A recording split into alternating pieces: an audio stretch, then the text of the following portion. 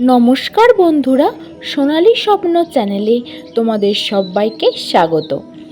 আজকে আমি তোমাদের সাথে আলোচনা করব 2024 সালের অম্বুবাচী কবে, অম্বুবাচী কেন পালন করা হয়, অম্বুবাচী পালন কারা করেন, আর অম্বুবাচী চলাকালীন কি কি খাবার খাওয়া উচিত আর কি কি খাবার খাওয়া উচিত নয়। চলো বন্ধুরা, শুরু করে ফেলি। হিন্দু ধর্মের এক গুরুত্বপূর্ণ বাৎসরিক উৎসব অম্বুবাচী। এই উৎসবের সঙ্গে জড়িয়ে রয়েছে শাস্ত্রের নানা কাহিনী। এই অম্বুবাচী বিভিন্ন আঞ্চলিক ভাষায় অম্বাবতীর বলেও পরিচিত। হিন্দু শাস্ত্রে ও বেদে পৃথিবীকে মা বলা হয়ে থাকে। পৌরাণিক যুগেও পৃথিবীকে ধরিত্রীমাতা বলে সম্বোধন করা হয়েছে।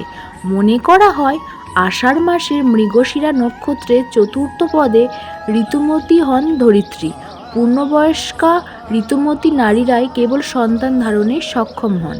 তাই অম্বুবাচীর পর ধরিত্রীও শস্য শ্যামলা হয়ে ওঠেন। অম্বুবাচী 2024-এর দিনক্ষণ। অম্বুবাচী শুরুর পর 3 দিন চলে এই উৎসব।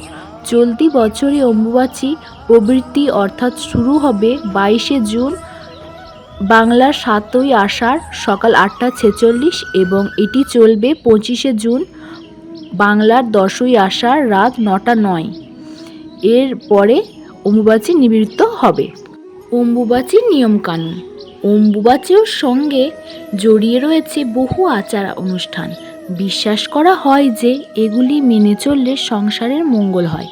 জানুন কি নিয়মকানুন পালন হয়ে আসছে যুগ যুগ ধরে এবং এর পৌরাণিক ব্যাখ্যা। অম্বুবাচী 3 দিন সন্ন্যাসী এবং বিধবারা বিশেষভাবে পালন করেন। কোনো শুভ কাজও এই কয়েকদিন নিষিদ্ধ থাকে, এমনকি কৃষিকাজ বন্ধ রাখা হয়। অম্বুবাচীর 3 দিন পর ফের কোনো মাঙ্গলিক অনুষ্ঠান ও চাষাবাদ শুরু করা হয়। ভারতের একাধিক স্থানে অম্বুবাচী উৎসব রজোৎসব নামেও পালিত হয়। প্রচলিত বিশ্বাস অনুযায়ী ঋতুকালে মেয়েরা অশুচি থাকেন। একইভাবে মনে করা হয় পৃথিবীও সময়কালে অশুচি থাকেন।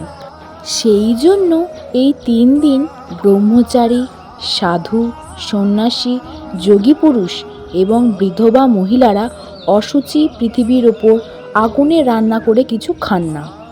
বিভিন্ন ফলমূল খেয়ে এই 3 দিন কাটাতে হয়। এখনও বিভিন্ন পরিবারের বয়স্ক বিধবা মহিলারা 3 দিন ধরে অম্বুবাচী উপলক্ষে ব্রত পালন করেন।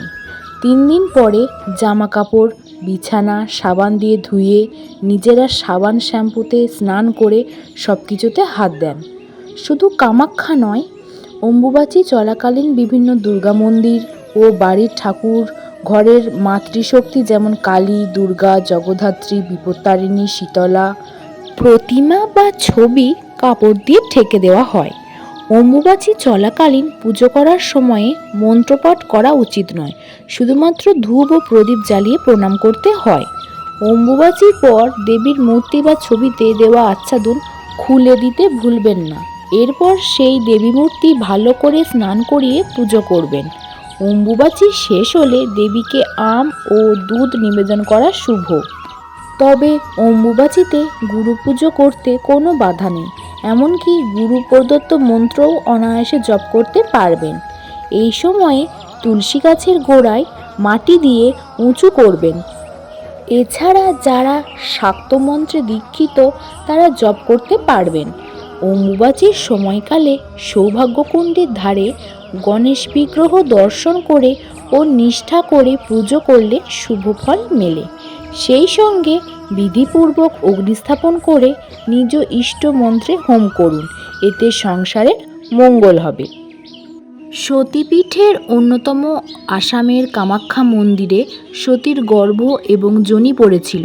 তন্ত্র সাধনার অন্যতম পীঠ এই মন্দির। প্রতি বছর অম্বুবাচীর এই 3 দিন কামাখ্যা মন্দিরে বিশেষ উৎসব এবং মহামেলার আয়োজন হয়। এই সময় কামাখ্যা মন্দির বন্ধ থাকার রীতি রয়েছে, তবে চতুর্থ দিনে সর্বসাধারণের ভক্তকুলের জন্য মন্দিরের দ্বার খুলে দেওয়া হয়।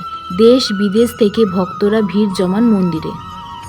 এছাড়া বছরের এই দিনে অন্যান্য দিনের মতোই তারাপীঠ মন্দিরে চলে মা তারার পুজো। এমনকি ভক্তদের জন্যও খোলা থাকে মন্দিরের দ্বার। অনেকে ভুল করলেও আসলে তারাপীঠ সতীপীঠ নয়, এটি একটি সাধনা স্থল বা সাধনা ক্ষেত্রে বলে মনে করা হয়। এজন্য পুরাকাল থেকে তারাপীঠ মন্দির অম্বুবাচীর সময়ও খোলা থাকে এবং নিত্যপূজা, ভোগ, আরতি সমস্ত কিছুই হয়। ভিডিওটি তোমাদের কেমন লাগলো কমেন্টে জানিও। ভালো লাগলে একটি করে লাইক করে দিও, শেয়ার করে দিও।